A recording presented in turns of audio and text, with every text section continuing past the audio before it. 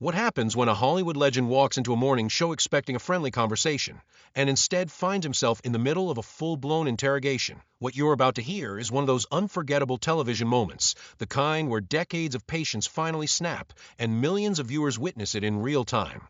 But before we dive into this unbelievable encounter, make sure you hit that subscribe button, and drop a comment below telling me what you think really ignited this explosive exchange. Because the story you're about to hear started out as just another routine interview, and within minutes, it turned into something no one in the studio was prepared for. It was a typical Monday morning at the studios of The View in Manhattan. Sylvester Stallone had arrived early, calm, and professional, ready for what he believed would be a relaxed promotional appearance. The legendary actor, now in his 70s yet still in incredible shape, sat in the makeup chair while production assistants buzzed around him, preparing him for the cameras. "Mr. Stallone, we're so excited to have you here today," one assistant said cheerfully while dabbing powder across his forehead. "The hosts can't wait to talk about your new film, and of course, your incredible career." Stallone simply nodded politely. "Yes, should be fun," he replied in his deep, gravelly voice. "Always happy to talk about the work."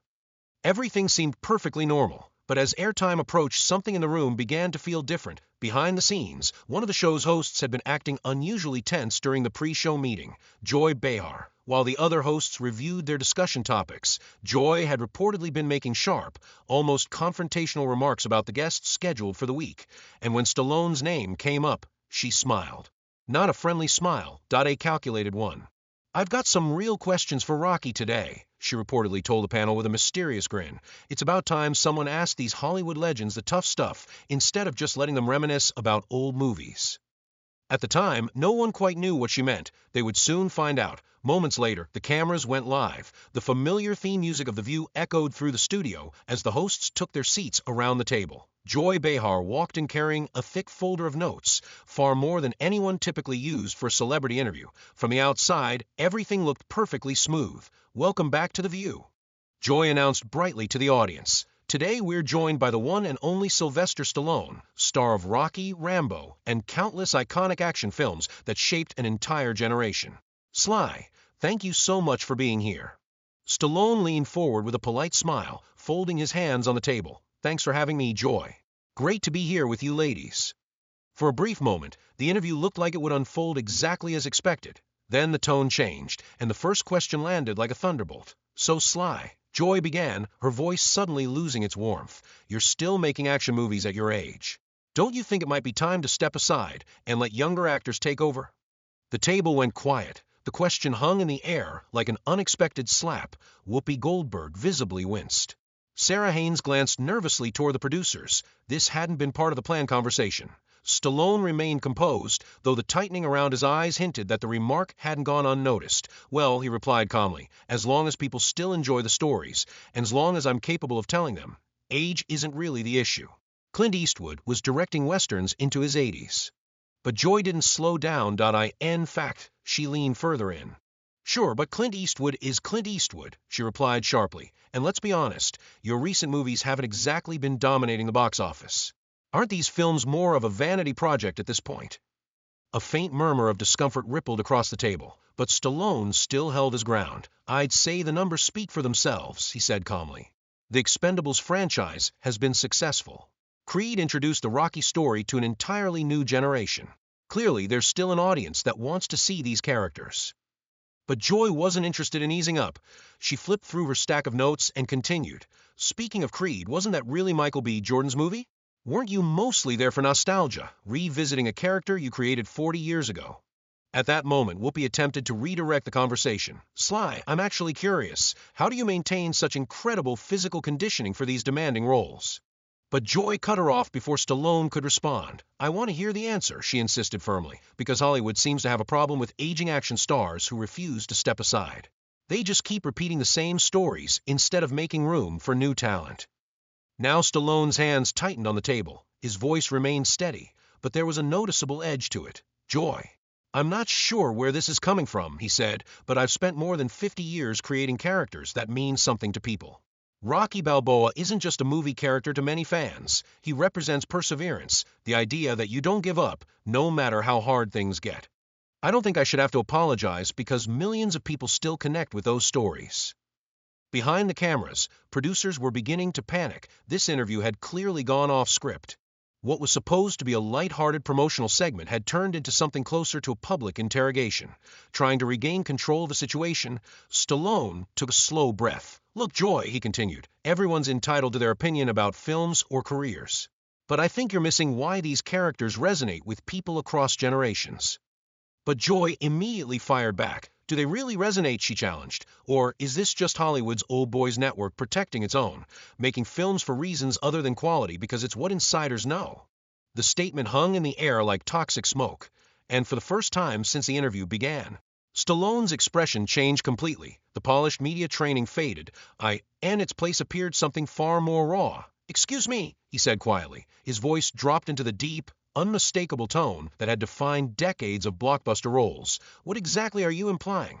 Joy leaned forward again, this time with a smirk that seemed almost predatory. "I'm not implying anything," she replied. "I'm stating facts. Hollywood runs on connections, favors, and relationships. And actors like you have benefited from that system for decades, while fresh talent with new ideas gets pushed aside." Around the table, the other hosts looked increasingly uncomfortable.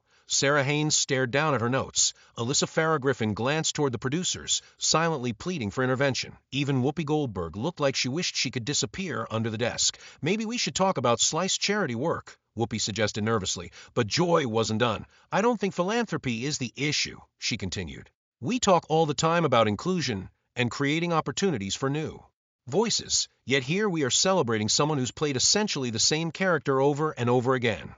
At that moment, something shifted. Stallone's eyes narrowed. For a split second, he no longer looked like a guest on a morning talk show. He looked like the man who fought his way from obscurity to global stardom. A man who had faced rejection, hardship, and doubt long before he ever stepped onto a Hollywood set. And the audience in the studio, they sat in stunned silence because everyone could feel it. The tension had reached a breaking point, and what happened next would become one of the most shocking moments ever seen on live television. But that part of the story, it's where things truly explode. "Let me tell you something, Joy," Stallone began, his voice calm but powerful enough to quiet the entire studio. "I didn't get handouts in this industry. I wrote Rocky because nobody would even give me a chance. I was so broke at the time, I had to sell my own dog just to pay rent while trying to get that movie made.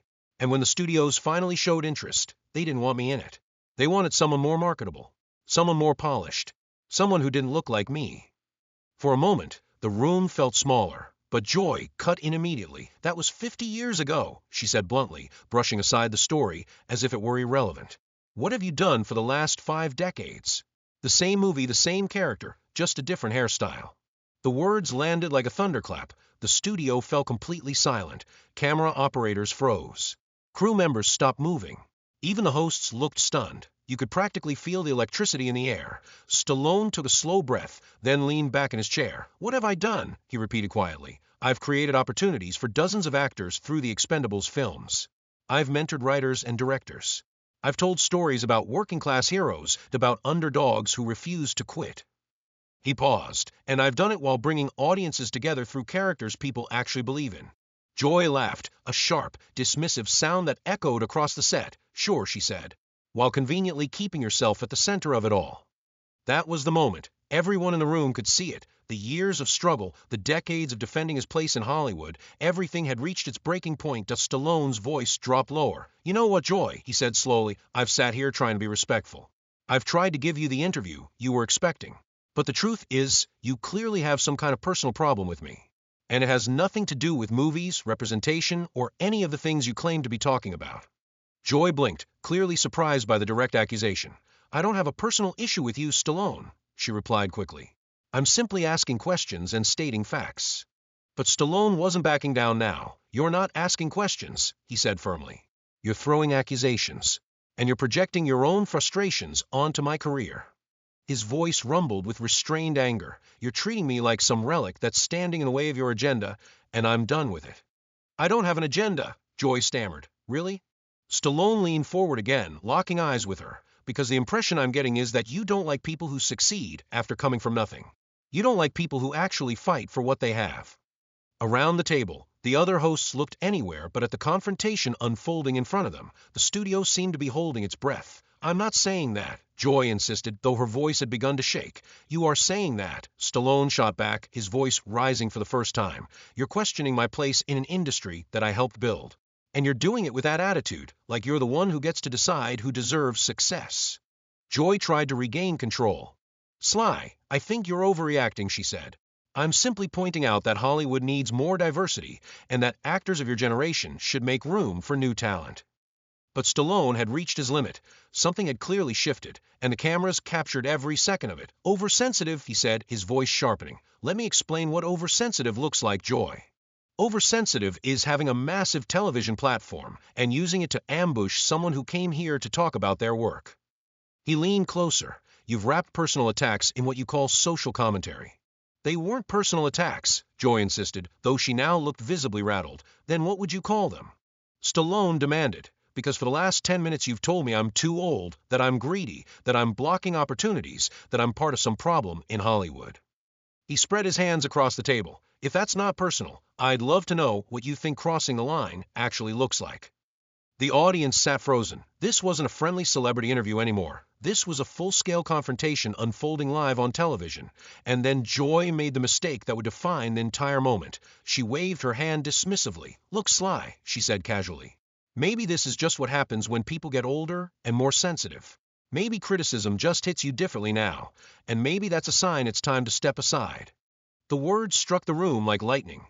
Several of the other hosts physically flinched. Even the camera operators seemed to step back. Everyone knew it instantly. The line had just been crossed. Stallone froze. For a brief moment, a dozen emotions flickered across his face. Anger, disbelief, frustration. Then he spoke. His voice was now dangerously quiet. Did you just call me old and weak on national television? Joy attempted an awkward chuckle that sounded painfully forced. I'm just suggesting you might be reacting differently to criticism than you used to. And then the dam broke. In one sudden motion, Stallone shot up from his seat, moving with a speed that stunned everyone watching. His hands slammed onto the table with a crack that echoed through the studio like a gunshot. Constructive criticism? He thundered. Are you serious right now? A collective gasp swept through the audience. Some people actually jumped in their seats, but the cameras kept rolling. Joy, you want to talk about age? Stallone continued. Let's talk about it. I'm 77 years old. I've been in this business since long before you ever sat in front of a television camera. I've faced real criticism, real rejection, real failure, more times than you could possibly imagine. Joy tried to interrupt, but Stallone raised his hand sharply. No. You had 15 minutes to tear me down. Now you're going to listen. The other hosts sat frozen, unsure whether to intervene or simply let the moment play out. Whoopi Goldberg lifted her hand toward her earpiece, clearly receiving frantic instructions from a control room. But even she looked stunned. You want to talk about taking away opportunities? Stallone continued, his voice rising with emotion. You just took away an opportunity for your viewers to learn something about storytelling, filmmaking, and what it takes to create characters that last forever. Instead, he said, pointing toward her notes, you turned it into a personal attack disguised as social commentary. Sly, I think you need to calm down, Joy said, her voice now trembling. Calm down. Stallone laughed bitterly. You spent 20 minutes trying to crucify me on live television, questioning my work ethic, my integrity, my right to even exist in this industry. He leaned forward again, his voice cutting through the studio. And now you expect me to calm down? Who exactly do you think you are? The silence that followed was so deep, you could hear the quiet hum of the studio cameras. I've been Rocky Balboa for 50 years, Stallone continued, his voice now heavy with emotion that had clearly been building for a long time. Do you have any idea what that means? He paused for a moment, scanning the table before continuing. That means 50 years of people telling me I'm not good enough, not smart enough, not the right kind of actor. 50 years of being underestimated, and 50 years of proving those doubts wrong. His eyes settled back on Joy, and now you sit there in a comfortable chair with a secure job and a national platform, casually dismissing all of that because it doesn't match the story you want to tell. Joy opened her mouth to respond, but Stallone raised his hand, stopping her immediately. You want to talk about diversity and representation? He said firmly. Fine. Let's talk about it honestly. The studio grew even quieter. When I wrote Rocky, I was a broke actor from Philadelphia who couldn't even get a casting director to return a phone call, he continued. The studios wanted to buy the script from me and hand it to some big Hollywood star. That was their plan. He shook his head slowly, but I said no. I refused. It took 2 years to get that film made with myself in the lead role. And during those 2 years, everyone told me the same thing, that I was making a terrible mistake, that the movie would fail, that my career would be over before it even started. His voice grew stronger, but I believe in Rocky. I believe that ordinary people deserve to see themselves as heroes on the big screen. He leaned forward slightly. That is diversity, Joy. That is representation. Rocky Balboa wasn't a rich celebrity or some polished model. He was a struggling guy from South Philadelphia, someone who kept getting knocked down but refused to stay there. Joy tried to interrupt quietly, but that was then. No, Stallone snapped, cutting her off. That's now. His voice suddenly rose with raw intensity, every single day. You think just because I've achieved something, I've forgotten where I came from. You think I don't know what it feels like to be an outsider. His gaze sharpened, to be told you're not worthy, to be judged by people who think they have the authority to decide whether you deserve your success. For a moment, the room seemed frozen. The cameras captured everything. The frustration, the pain, the passion behind every word. The polished Hollywood image had disappeared. What viewers were seeing now was something far more real and far more powerful. You had an opportunity today, Stallone continued, his voice steady again but still intense. You could have had a real conversation about storytelling, about perseverance, about what it takes to create characters that people connect with for generations. He shook his head, but instead you took the platform you've been given and used it to try to tear someone down. The tension in the studio was almost unbearable. Now, what that says about you, Stallone added quietly, I honestly don't care. But what it says about me, he stopped, then slowly adjusted his jacket. Turning directly toward the camera, Stallone addressed the viewers at home. To everyone watching right now, he said calmly, I came here today to talk about work I'm passionate about. Stories I believe in. Characters that people have loved for decades. He paused, but instead I walked into an ambush from someone who believes that success must automatically mean you've done something wrong. He turned back toward Joy. You want to talk about making room for new talent? I've helped launch the careers of dozens of actors, writers, and directors. I've fought to get projects made that studios wouldn't even consider. I've personally financed films because I believe in artists who deserved a chance. Joy sat completely silent. For the first time since the interview began, she had nothing to say, but apparently, Stallone continued, none of that matters to you. Then he stood up, calmly, deliberately. He removed the microphone, clipped his jacket. I'm done here. The room went completely still. That's not journalism, he said firmly. That's an ambush. And I'm not going to stand here and participate in it. Without another word, Stallone turned and walked off the set. The cameras continued rolling. They captured the stunned faces of the hosts, the shock in the studio, and the heavy silence that followed. What began as a routine promotional interview had transformed into something far bigger, a television moment that people would debate, replay, and analyze for years. For those few unforgettable minutes, millions of viewers had witnessed something rarely seen on daytime television, a guest refusing to stay silent and confronting a host head-on. But now the question remains, did the interview cross the line, or did Sylvester Stallone simply reach his breaking point? If you found this moment as shocking as it sounds, make sure to hit that subscribe button, and let me know in the comments what you think. Did Joy go too far, or was Stallone overreacting to tough questions? Because sometimes, the most unforgettable television moments are the ones nobody planned.